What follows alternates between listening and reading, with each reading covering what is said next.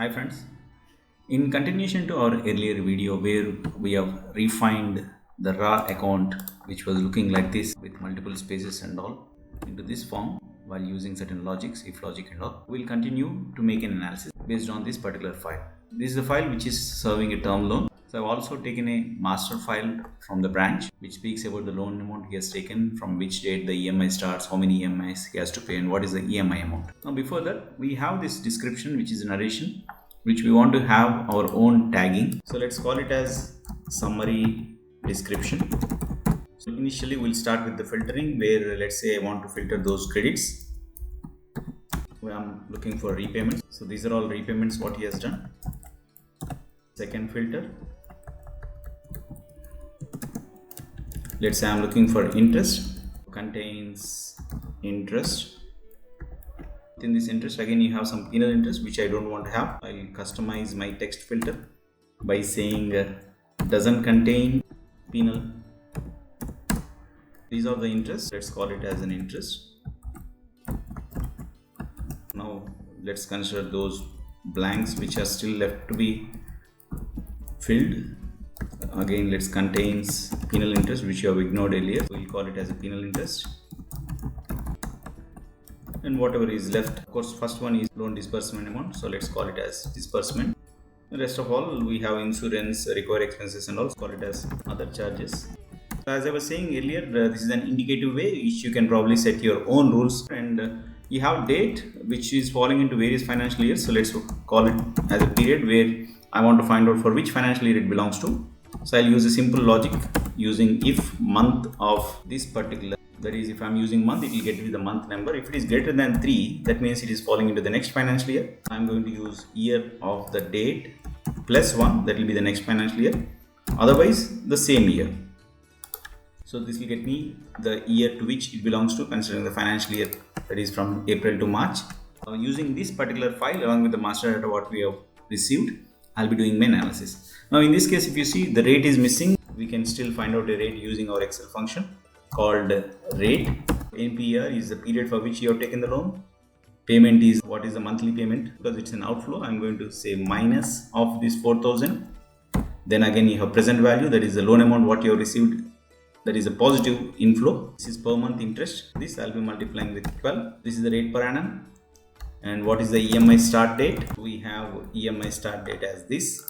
And what is the EMI end date, which you can use a particular function called edate, where from this particular date, if I'm using these many months, what will be the end date for this. Then statement which I have taken the single account for the sake of analysis. This report is up to 29th of November. We are going to find out what is the report date, because we are going to do analysis only up to that particular date. This I can use maximum of these particular dates.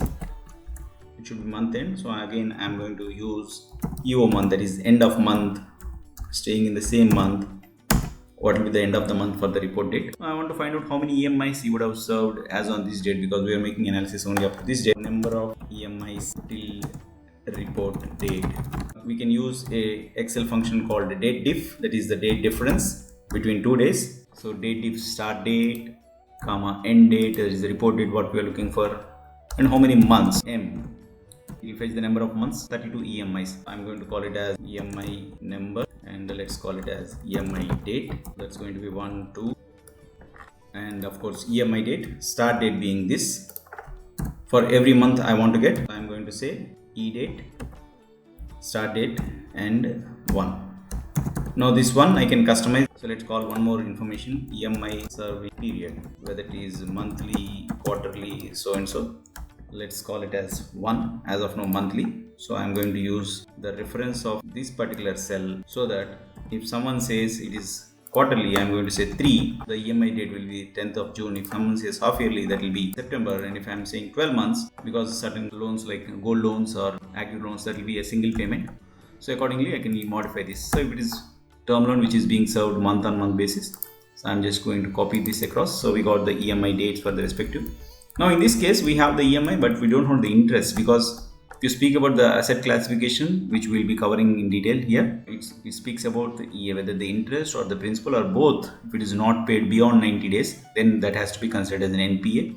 So let's take up a breakup of interest and the principal, and let's have the total which should be matching with the EMI. Interest, IPMT is the function. Rate, of course, we have already arrived at, divided by 12. And then you have period for which you are trying to calculate the interest, that is 1. So once you copy it will change 1, 2, 3, 4, so and so.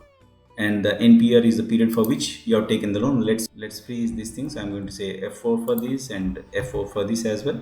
This let it flow. Then you have present value, that is the loan amount what you have taken, inflow of, that is a positive value. Let's freeze this as well, and let's close this. The interest for the first month, using this I can derive the principal, this amount from the 4,000, but instead of that I'm going to use another function called PPMT to find out the principal amount. The same rate, I'll say F4 divided by 12. Then you have period for which you are trying to calculate. Then you have NPR, that is the months for which you have taken the loan, freeze it. Then you have the present value, that is the loan amount what you have taken, that also freeze it. The principal, if I'm getting some of these which should be matching with the EMI what is worked out, I'm going to copy this across so that we got interest for each of the month. Okay. Now we have the table which speaks about the rate, the EMI dates, and we have the EMI chart. Now what I have to work out is whether the repayments what we have received as on this particular day is sufficient to serve the interest or principal or total EMI, which of course requires few more logical functions which we'll see in the next following video. Thank you.